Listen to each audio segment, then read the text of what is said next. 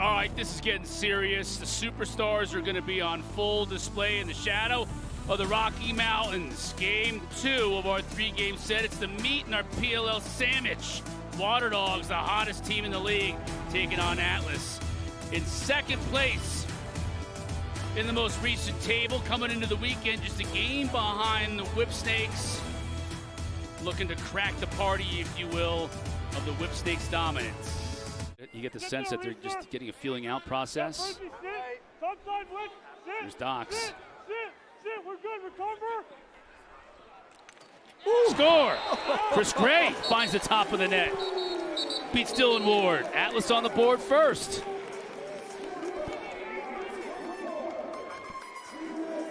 Some guys just shoot beautifully.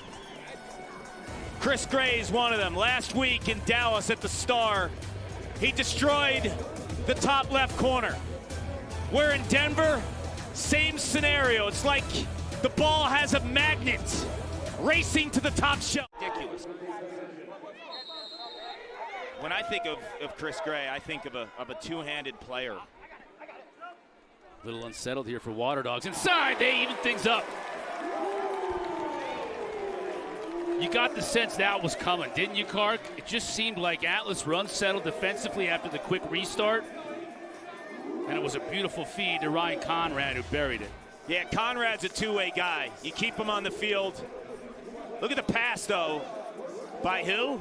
Kieran McCardle, who I called the most underrated player in the PLL. That is beautiful vision and the little look-off, right? Watch his head at the end of that pass. Like, he's looking one way, he looks the defense off.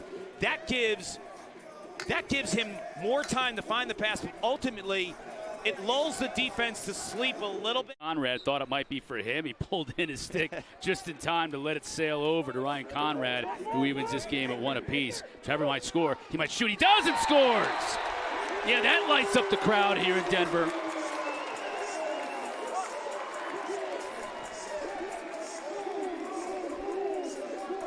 You got to respect the man. He can pull it.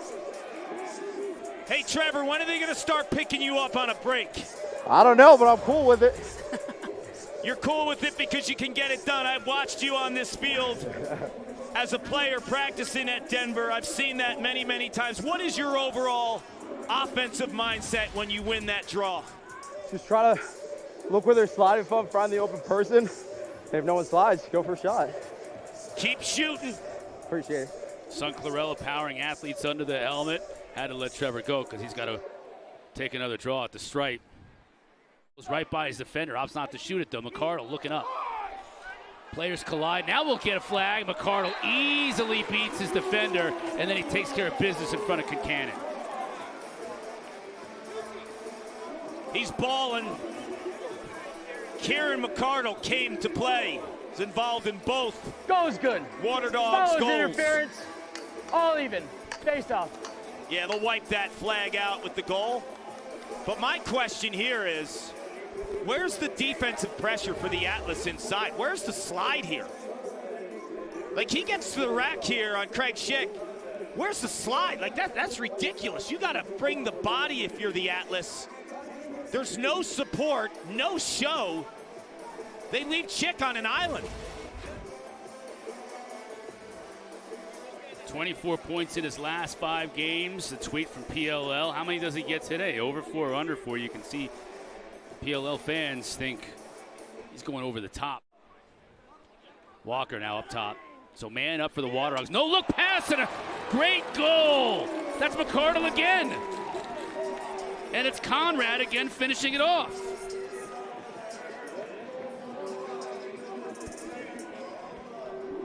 Yo, he's seeing things, right? Like he's seeing things at another level. Watch this pass. That is incredible. The accuracy, the speed on the pass, and the awareness of the backside. If you can make that pass, that's a feast or famine type move. Because a lot of times defenders can knock it down. If it gets to the backside, you're going to get that opportunity, and you're going to get a moving Jack Concannon.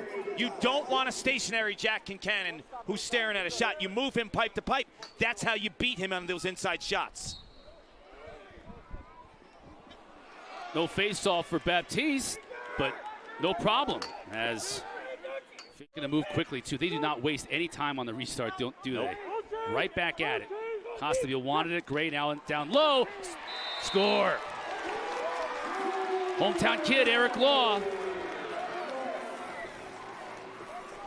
What was the pass? Skipped it over. Right in front. And from Chris Gray. I look at Atlas, I look at Archers, and just the skip passes are frightening. These guys throw them on a dime. And they're so patient. Chris Gray up top, quarterbacking the unit. Eric Law, his first attempt from that same spot, he caught it and just shot. That time he takes an extra step, he throws a fake, and it pays dividends. Yeah, I just got a message from Copeland in that last huddle. He said he likes the tight corner game that he's seeing. He wants the midfielders to continue to dodge.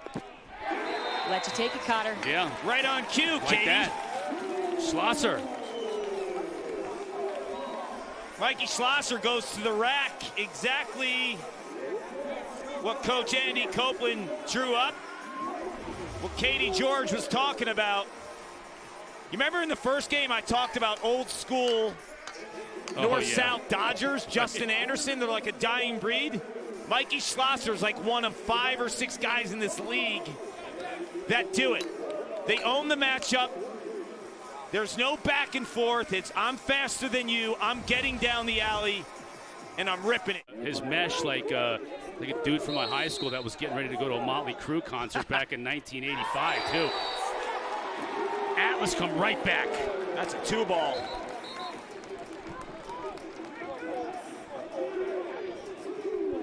Kobe Smith. The Atlas lead the league in 2-point attempts. 36 coming into today, 5 a game. They are not trigger shy, and they allow their poles to do it. Cade Van Raphorst leads the league in 2-pointers. Kobe Smith saying anything 77 can do, well, let me come to the party. I think defenders, because of the PLL, this is year 4 of the PLL. Young defenders are changing the way they play because of the PLL and because of all the poles who are able to score, because these kids now are growing up knowing, where do I want to eventually play? I want to play in the PLL. Defenders, because of the shorter field and their ability to cross the midfield in a few strides and be part of the offense, it's real.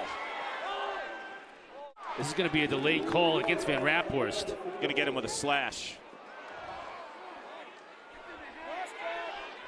Yeah, that's another one right there. Gonna get another one too. Kelly's gonna fire and score!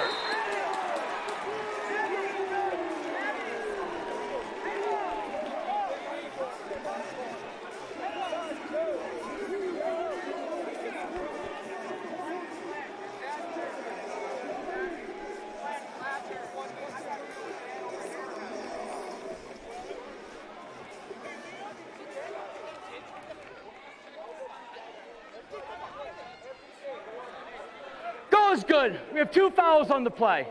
White, 77, slash, 1 minute. White, 27, cross check, 1 minute. 2 men down, we have a face-off. Wow, so it'll be 6 on 4. Yep. Neither of those penalties will be wiped. And Connor Kelly, we were talking about those bounce shots right on the turf. Look at this shot here. There's just too much space right there for one of the best outside shooters in the league. Right, that's his 3rd 2-point goal. Now he's tied with Cade Van Raphorst for the league lead.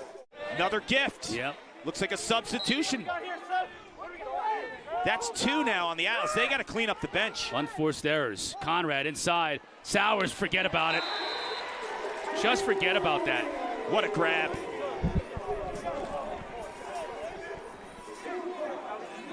This is one of those passes, Chris, like you understand. You see the game so much. This is not an easy catch for Sowers here. Ball's a little high, and then to adjust, put his foot in the turf, and then extend his angle, essentially staring down Kincannon and looking at the entire 6x6 and a fake. That is textbook. He did everything right in that scenario. Catches the ball. If he shot right away, he had no angle. Puts his foot in the dirt, loses the defender, and then he's staring down Kincannon. And just an old school shot. I tell people all the time, Easier to play. No, he gives them right. a base and a foundation to adjust to different scenarios. Peter, wow.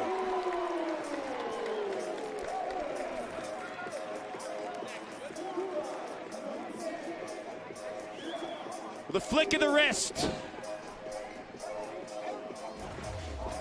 That's all it is for Jeff Teat, whether he's feeding or stretching a defense from the outside. What he does on that shot, though, he uses the defense as a screen. Ben Randall approaches him. He doesn't change his trajectory. He uses that shoulder so Dylan Ward can't get a clean read off that. Like, look at the release point there. Best version of themselves being pushed. First national championship for a team west of the Mississippi. Gorgeous play and goal. Once again, Michael Sowers. Just too quick.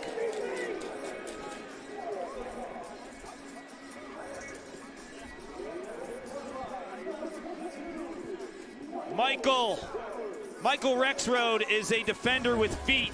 Where did you see the opening on that dodge? You know, he plays his angle so well. So it really starts with the E-wall pick. I mean, 3 straight picks.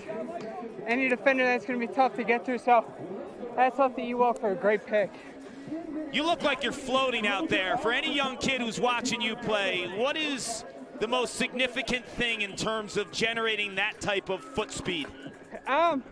I don't feel like I'm floating. I'm out of breath big time, but I think just one hard move and go. When I dance, that's when I get into trouble, especially against these big, great defenders. So just one move and go. Thank you, Michael. Thanks, Carl. Son Clarella powering athletes under the helmet. Got the cold towel there. Now he gets around him, shoots, piped it. That goes into the back of the net. I don't even know how it did. Waterdog players are complaining about how it went in. Baptiste is calling for a they're challenge flag. They're waving it off. Now they're going to wave it off. And the challenge flag comes in. So Ben Rubior chucks the red flag, asking for a replay. I want to see a replay because I want to see how this ball went in. He was aggressive with that toss, too. Right, yeah. Well, some of these officials will throw their yellow flags about 50 yards into the air. That's a goal.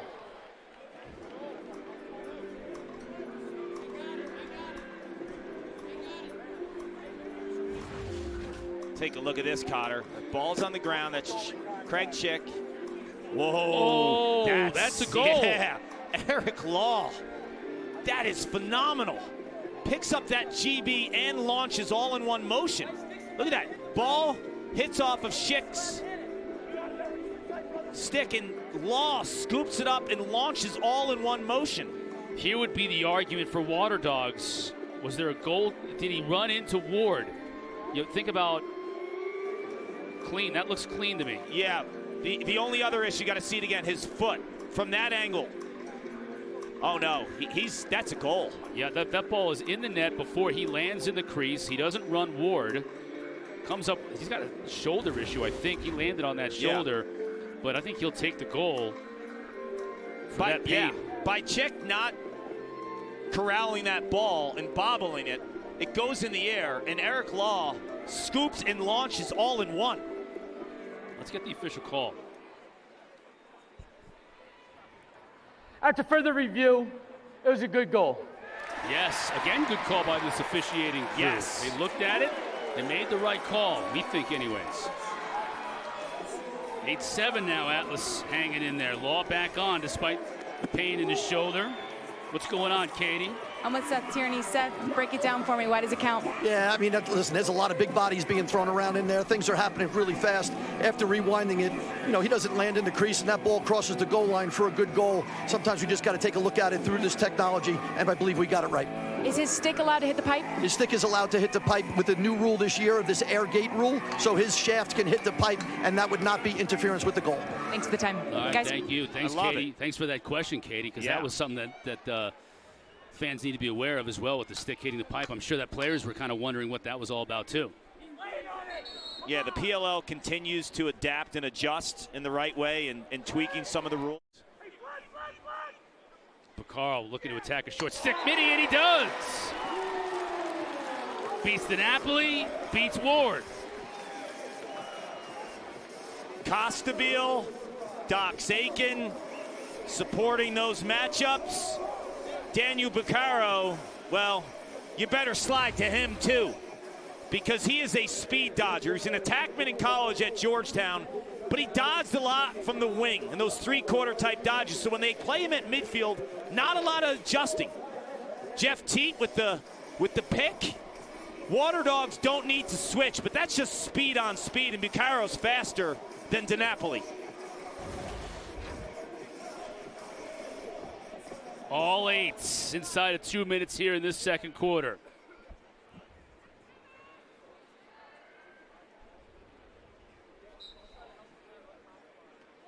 Just 3 goals, looking to make it 4.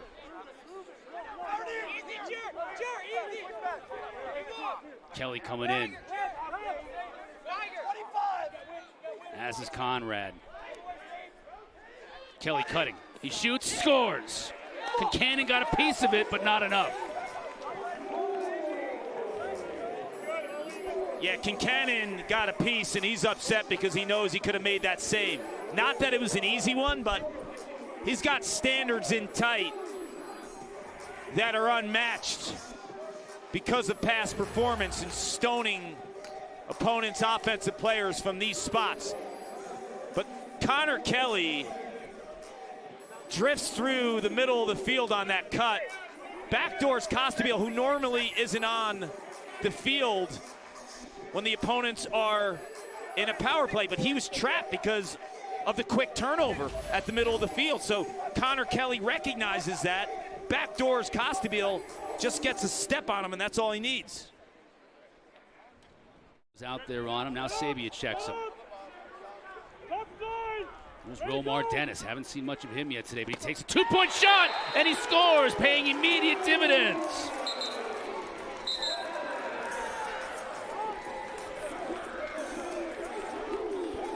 When you break down players, you always want to figure out what is their strong suit.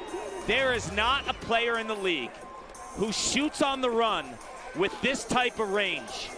Romar Dennis is superior in terms of what he's able to do from deep while his feet are moving.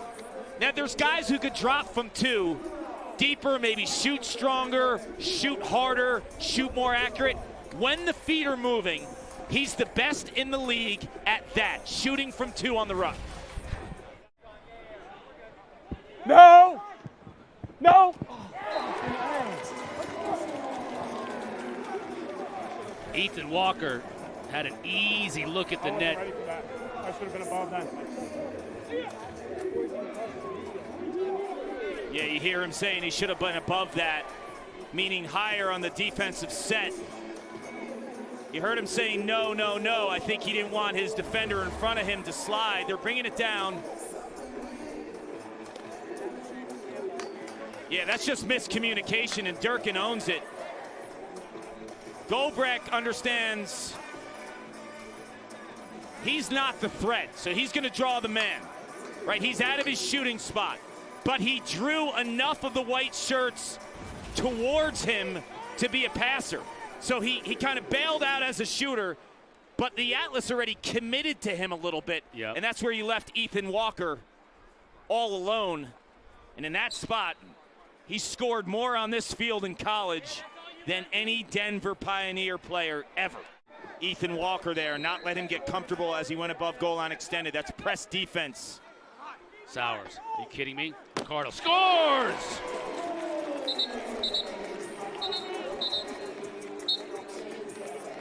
Talk about the dodging ability of Michael Sowers. Well, he's got elite vision too. When he was a high school player, 400 career assists. Dissecting defenses, and you need to slide and support the matchup because he's too quick and all the eyes are on 22, but you can't leave 6 open. He is making it rain. Kieran McCardle. Teat. Carly coming out of the box. Here's Dennis. We just saw him fire from 2-point range. Almost the same exact spot as right there. Opted this time not to take the shot. Got it over to Costabile. DiNapoli on him. Gray with the left again, scores!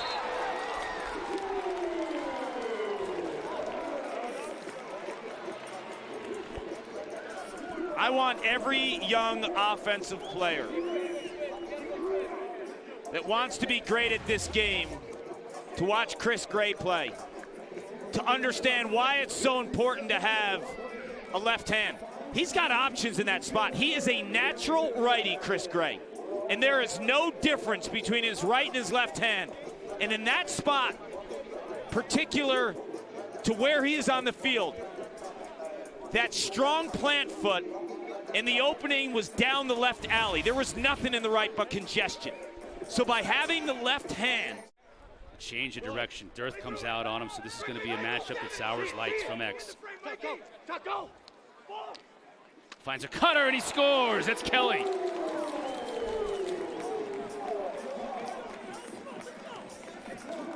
Do you remember when I went under the helmet with Michael Sowers and I said, "You're floating out there"? And he said, "No, I'm not." Yes, you are. You are absolutely floating. And the vision that you've seen in this third quarter, the assist to Kieran McCardle, now this one, he's patient.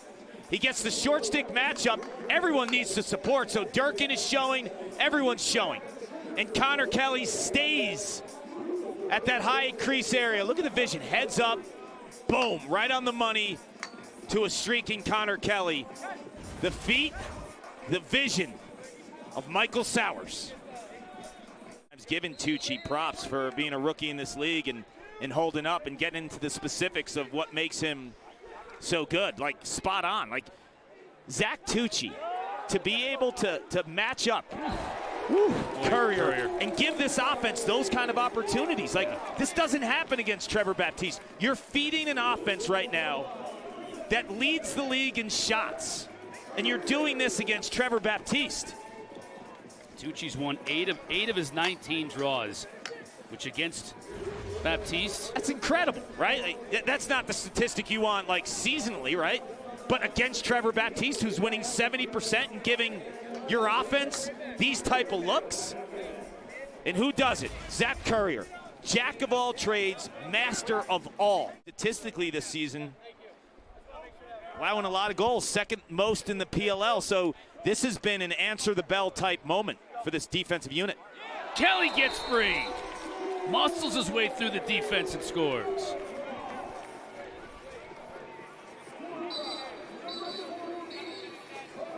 Two weeks ago, when he went home to Fairfield County, dominated the fourth quarter against the Chrome. Tying goal, winning goal. Ice in his veins, wants the ball in big moments. Well, fourth quarter against the Atlas, Connor Kelly time. On to Napoli. Gray scores!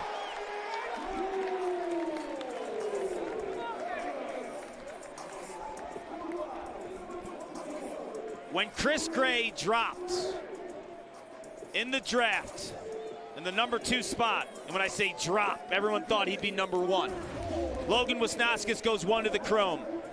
When he landed with the Atlas, the first thing I thought about was the left side with Jeff Teat and the right side with Chris Gray.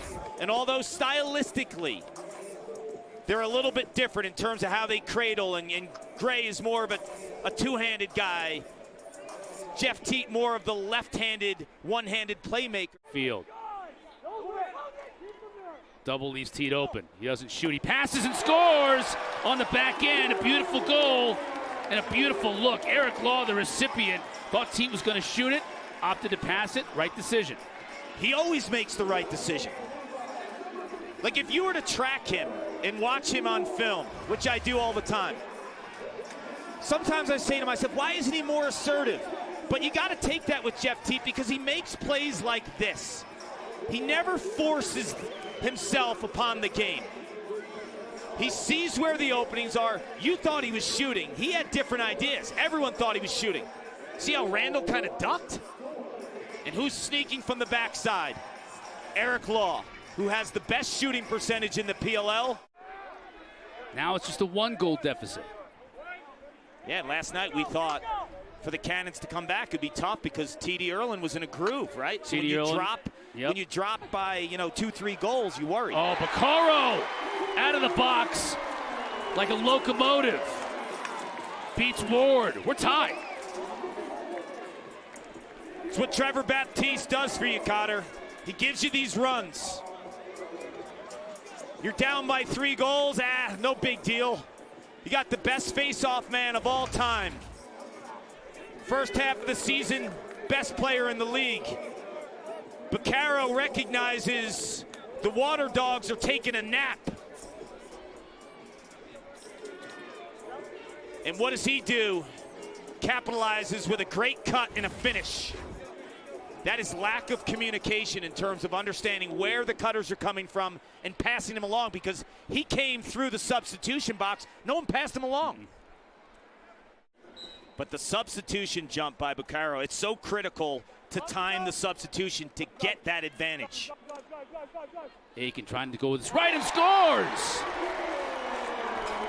You said it earlier, Clark. He had a huge game last week in the Star, and he gets a huge goal here in the 4th quarter, putting Atlas up.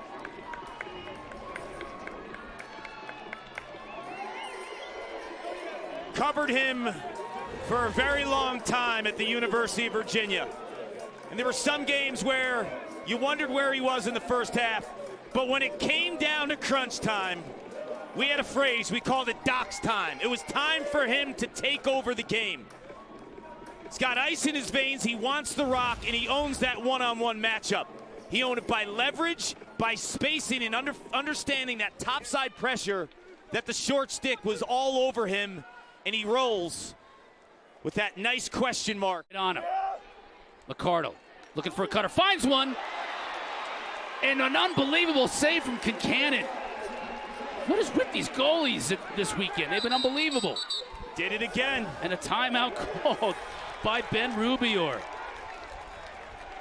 I thought that one might have ended up in the back of the net. I had to take a breath, take a little bit of a step there to make sure it didn't. Add another one to the inside saving highlight reel for Jack Kincannon. Inside, he's a different goalie. It's ridiculous. DiNapoli scores!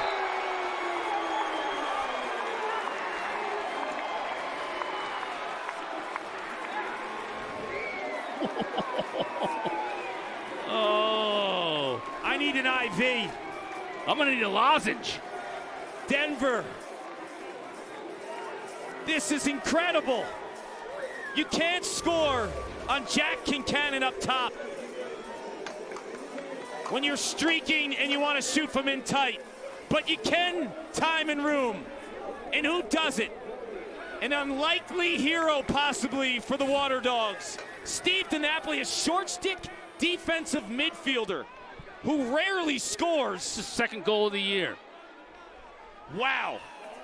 As crazy as this sounds, if he had that.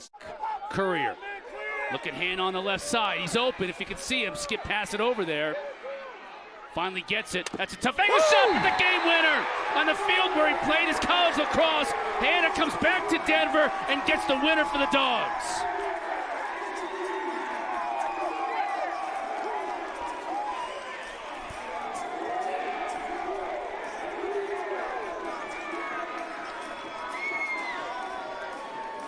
That is a low riser with serious heat.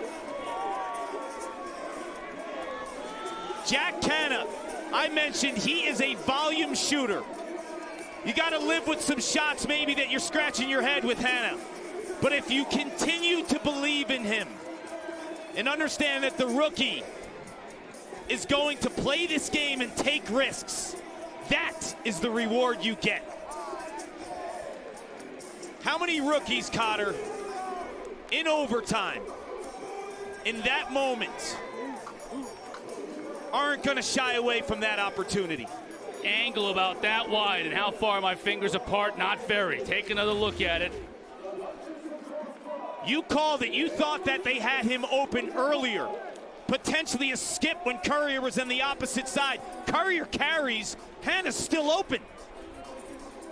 Little angle, little room. Waterdogs with the win.